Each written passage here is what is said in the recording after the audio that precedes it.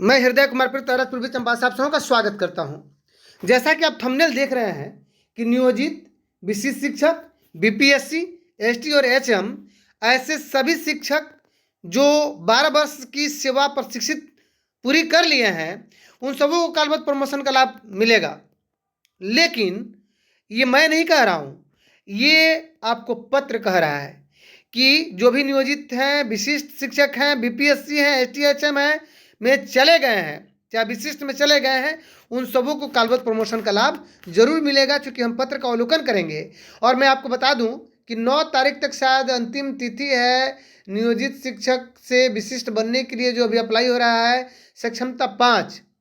तो मैं बता दूं कि ये सक्षमता 5 का जो 9 तारीख का डेडलाइन है, तो अब इसके पहले आपने देखा होगा, महसूस किया होगा कि इतने जिलों से या प्रखंडों से पत्र जारी नहीं होते थे, जो इतने कम समय में जब से नोटिफिकेशन सक्षमता 5 का जारी हुआ है, कालबद्ध प्रमोशन के लिए पत्र निकलना शुरू हुआ है।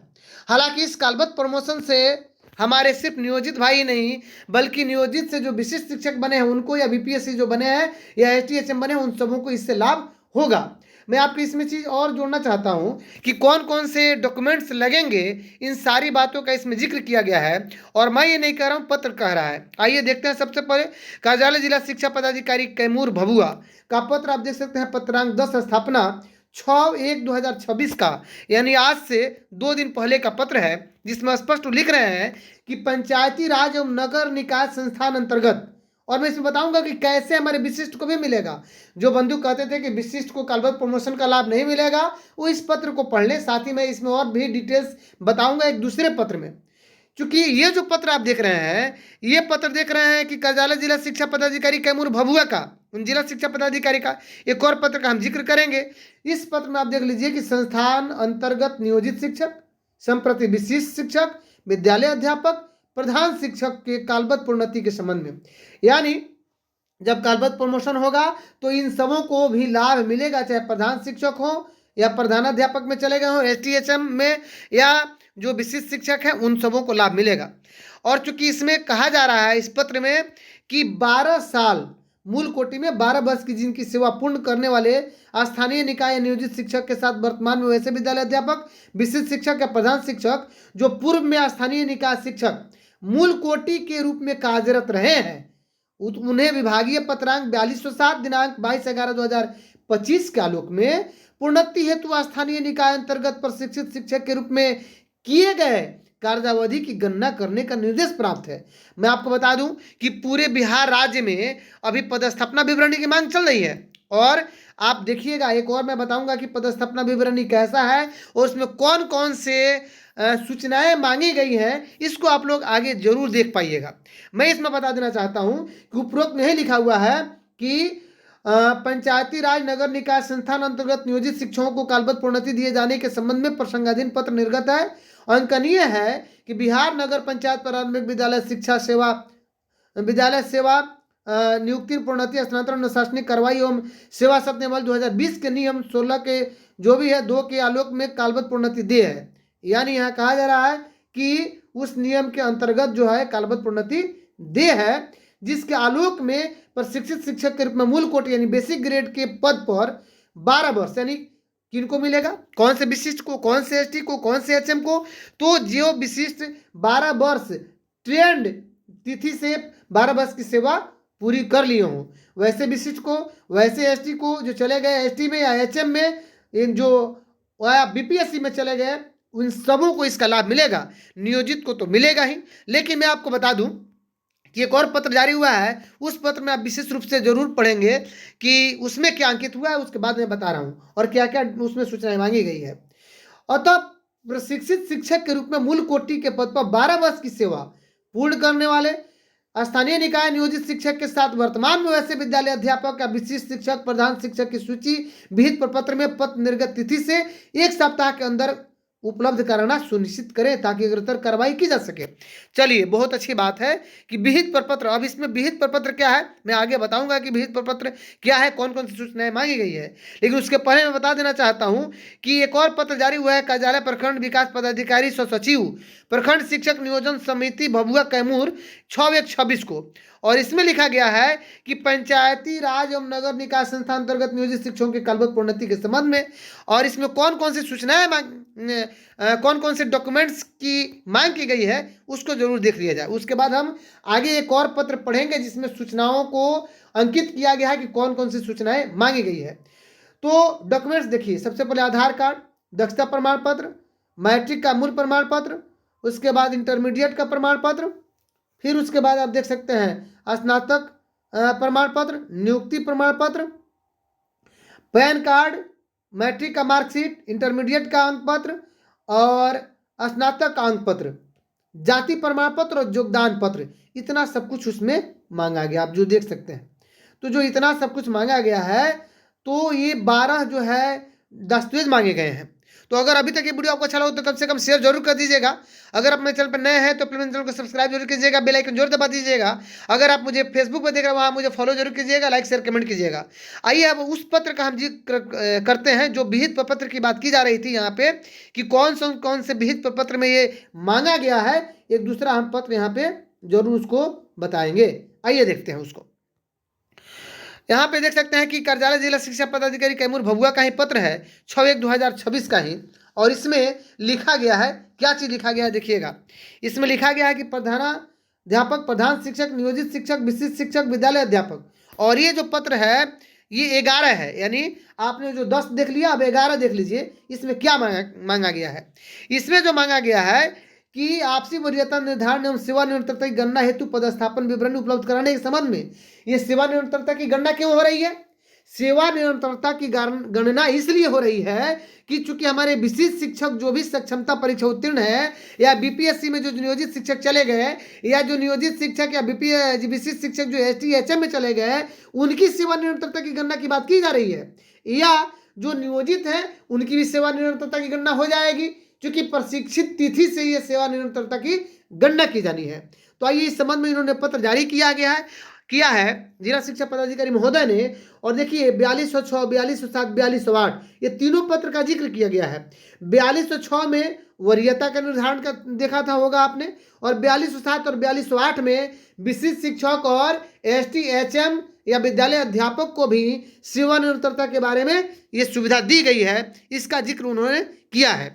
और स्पष्ट रूप से लिख रहे हैं कि उपयुक्त विषय के संदर्भ में अंकित करना है कि प्रधानाध्यापक, प्रधान शिक्षक, स्थानीय निकाय शिक्षक, नियोजित शिक्षक, विशिष्ट शिक्षक एवं विद्यालय अध्यापक की आपसी वरीयता का निर्धारण किया जाना है। प्रसंगाधीन पत्र ज्ञापक 4208 के आलोक में संबंधित शिक्षकों, प्रधान शिक्षक एवं प्रधान अध्यापकों को वेतन संरक्षण का लाभ दे है। देखिए 4208 जो पत्र है उसमें वेतन संरक्षण का दे है, यानी यही 4208 की जो बात की जा रही है। तो तथा ज्ञापक 4207 काल में प्रोन्नति हेतु, 4207 में क्या था? प्रोन्नति था, कि प्रोन्नति दिया जाए, कालबद्ध प्रोन्नति। और 4208 में स्पष्ट कर रहे हैं कि इसमें वेतन संरक्षण का लाभ दिया है। और 4206 में क्या है, आप सभी ने देखा होगा, वरीयता। तो प्रशिक्षित शिक्षक के रूप में किए गए कार्यावधि की गणना की जानी है। अतः वो आपको निर्देश दिया जाता है कि विहित प्रपत्र में पदस्थापना विवरणी और हस्ताक्षरी कार्यालय को पत्र निर्गत तिथि के 1 सप्ताह के अंदर यानी हार्ड एंड सॉफ्ट कॉपी में उपलब्ध करना सुनिश्चित करेंगे। उसमें सूचनाएं क्या मांगी गई है, आइए पढ़ते हैं। बहुत ही महत्वपूर्ण सूचनाएं हैं, क्योंकि इसको देख लिया जाए उसके बाद हम आगे का जिक्र करेंगे। तो चलिए सूचनाएं सबसे पहले हम देखते हैं। जो सूचनाएं हैं वो है शिक्षक शिक्षिका का या पुस्तकालयाध्यक्ष का नाम, यानी जो लाइब्रेरियन है उनका भी प्रमोशन होगा। नियोजन इकाई का नाम, यानी नियोजन इकाई नियोजित के रूप में पदनाम, यानी पंचायत शिक्षक, प्रखंड शिक्षक, जिला परिषद शिक्षक, जो भी शिक्षक थे। प्रथम योगदान के जिला का नाम, प्रथम योगदान के विद्यालय का नाम, नियोजन तिथि, नियोजित के रूप में विद्यालय में योगदान तिथि, यहाँ तक तो ठीक है। दक्षता और पात्रता उत्तीर्णता तिथि, ये भी ठीक है। अभी तक आप समझ रहे होंगे कि सिर्फ नियोजित के रूप में मांगा जा रहा है। आगे देखिएगा क्या बदलेगा। ऊपर तो आपने देखा विद्यालय का नाम, इसमें आगे देखिए प्रशिक्षण प्राप्त करने की तिथि। सबसे महत्वपूर्ण यही है कि प्रशिक्षण प्राप्त करने की तिथि, और उसके बाद जो महत्वपूर्ण है उसी आधार पर आपको प्रोन्नति मिलने जा रहा है, प्रशिक्षित वेतन प्राप्त करने की तिथि। जी हाँ, प्रशिक्षित वेतन प्राप्त करने की तिथि, इसी आधार पर आपको प्रोन्नति मिलने जा रहा है, कालबद्ध प्रोन्नति। उसके बाद कह रहा है कि वर्तमान जिला में योगदान करने की तिथि, फिर वर्तमान विद्यालय में योगदान करने की तिथि, और जब योगदान कर लिए हैं महोदय तो वर्तमान पद का नाम यानी नियोजित है कि विशिष्ट है कि विद्यालय अध्यापक है कि प्रधानाध्यापक है। और जनवरी 2024 में आपको दे मूल वेतन कितना था, यूएएन या प्रान नंबर, ध्यान दीजिएगा स्पष्ट, यहाँ पे यूएएन है और यहाँ पे प्रान नंबर है। तो जनवरी 2024 में आपका जो मूल वेतन था, तो आप समझ जाइए कि कालबद्ध प्रमोशन का लाभ बहुत ही जल्द मिलने वाला है, और सिर्फ नियोजित को ही नहीं बल्कि आप सभी को मिलेगा जो भी नियोजित से विशिष्ट बने हैं या हेड टीचर या हेड मास्टर में गए हैं, या जो विद्यालय अध्यापक में हाई स्कूल 10+2 में चले गए हैं।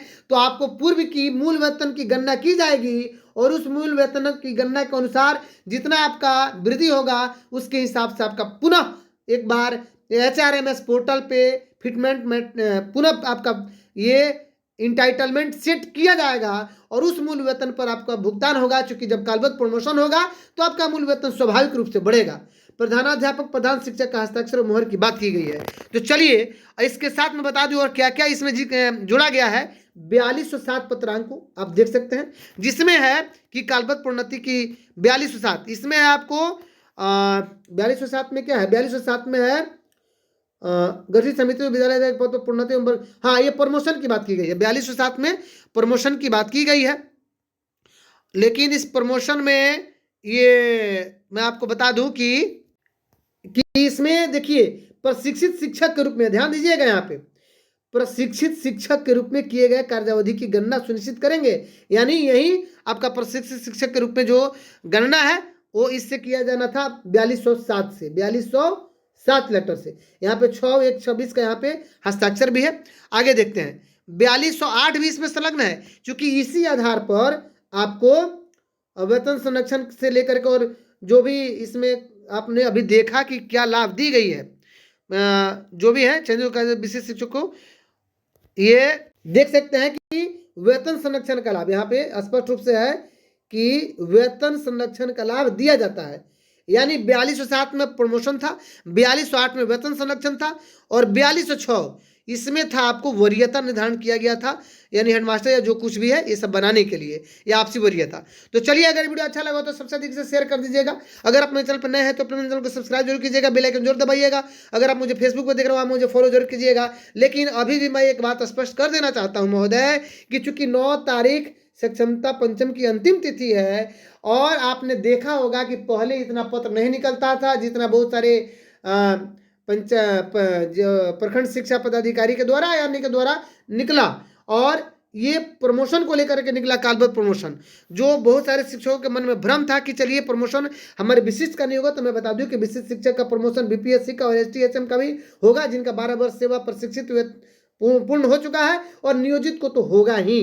चलिए तो अगर वीडियो आपको अच्छा लगा तो सबसे अधिक से शेयर कीजिएगा। मिलते हैं नेक्स्ट वीडियो में, तब तक के लिए थैंक यू।